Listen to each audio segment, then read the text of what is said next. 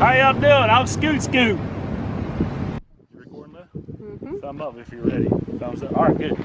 So I thought, hell, I'm already out here making videos about the new street bob I got here, so I figured I might as well do a review of the this fancy Sons of Anarchy quarter fairing I got off of Amazon. I had my sister order for me. She's got Amazon Prime. They give it to you. They give you a shipment real quick for free. But anyway, this is the Amazon quarter fairing. Come over here from here, little sister. Let me take a look at that.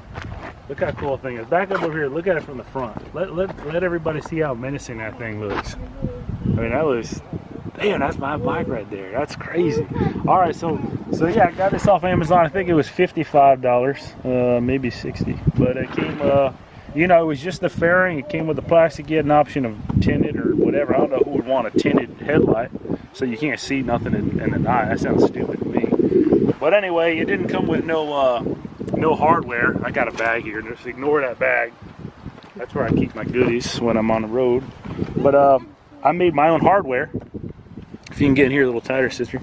I made my own hardware for it.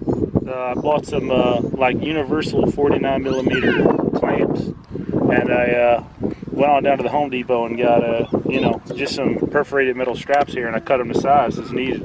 And I used that, and it mounted perfectly.